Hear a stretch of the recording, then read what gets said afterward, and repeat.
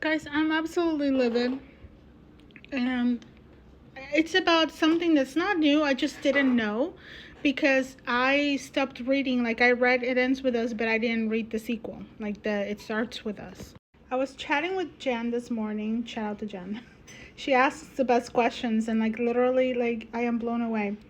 But, she pointed out that this book was written after Baldoni had gotten the rights to the book. It Ends With Us and stuff like that, and that sent me to a spiral, like looking into, like down a rabbit hole and looking into things. And turns out that, sure enough, this was announced in February 2022 after the book went viral, right, on Book Talk. It Ends With Us. And she said basically it is like widely known that it was kind of written as a thank you to fans from Colleen, right?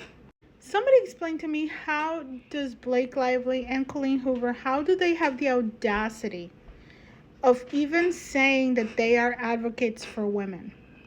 Blake with her, I'm just trying to make things safe for people on set, right? Colleen even getting the word saying that this is like a thank you for fans. Scroll away if you don't want to see like spoiler alerts from It Starts With Us. But prepare to be like super infuriated if you don't know the lore. So basically it's about co-parenting after you've already survived DV. And instead of like hightailing it away from the abuser, no, you keep him around because you're co-parenting.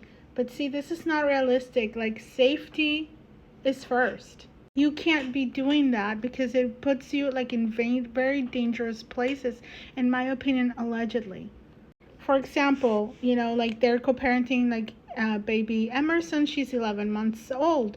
And then Lily returns to work. She kind of bumped into Atlas before that, right?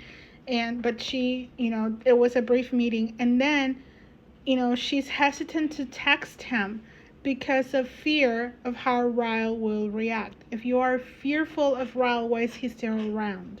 Ryles wants overnight stays with Emerson, and she's like, no, not until like she can talk. But turns out that Ryles still has like a key to her apartment and stuff. And finally, 11 months after the baby's born, then he finally gives it back.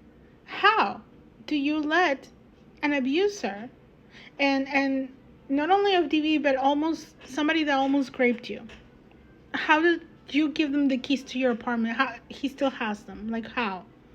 Did I imagine the whole situation? Atlas's restaurants are vandalized and he doesn't tell the police. So at some point, Atlas and Lily meet again, like at the flower shop, and then Ryles shows up unannounced. So what does she do? She hides Atlas in a closet. I'm sorry, if you're having to hide people, why is the other person around? The violent person. Like, does that make any kind of sense?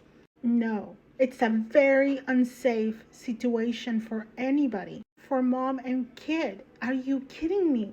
And so, see, Baldoni had this article out. Like, he had told this part. He said, the truth is, from our research and from our partners, we know that the majority of men go back to being abusers, and that's the fact. And then it didn't feel right to tell a story about a man who was a minority in that, because that wouldn't be honoring the original intention of why we were trying to tell the story. He continued, so the best ending for Ryles was to look at his wife and kid and the life that he could have had, the life that he blew up, and to walk out the door for us to not see him again. And that was, for me, what felt the best in adapting the book and turning it into a film. It is to say bye to him there. You know why Colleen was so pissed? Colleen was pissed because then, in one fell swoop, in one little article, number one, you make Colleen Hoover look like a horrible person for writing what she wrote. And number two, you freaking end the profitability of the second book. Period. You shut that door. No wonder they came after, like Blake came after so hard after his coffee table book and stuff like that. It's like a Uno reverse.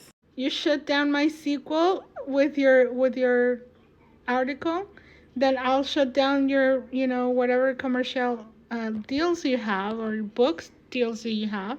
And see, Blake was like in text messages going like, oh, I washed away all the sweaty YA. It was adult fiction, and your friend Colleen wrote that, the problematic stuff. Yeah, that was Colleen, not Baldoni. Like, complain to her. Complain to her. Yet she's like insanity. Literally profiting. Just to make a buck. Can't even write something that honors TV victims. It's not a story about overcoming.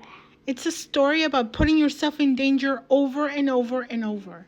From your psychotic ex having the keys to your apartment until like the baby's like 11 months old, to co-parenting and having to hide like your love interest in a closet.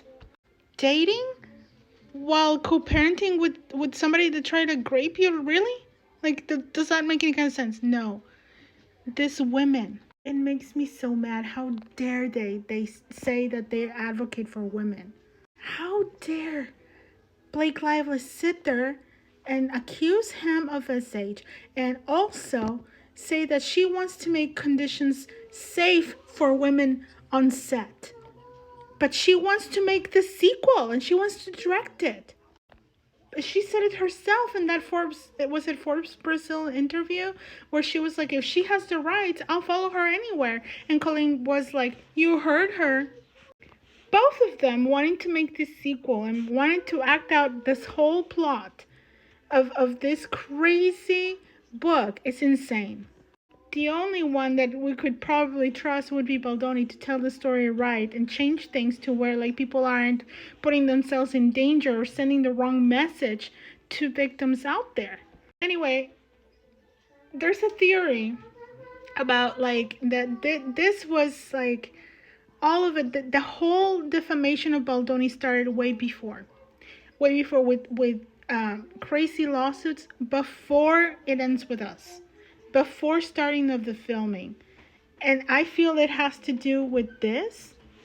More to come on that, but this made me so livid. This is not new stuff. You probably already knew it. I just didn't know that this was written after It Ends With Us was already popular. So literally to keep capitalizing on the success of the book, let's write something that's stupid and is going to put people in danger, give the wrong message to survivors. How is Colleen still writing? I don't know, but this is ridiculous. Colleen has no common sense or something. In my opinion, I'm telling you, this wasn't a thank you to fans. This was like an F you to fans, in my opinion.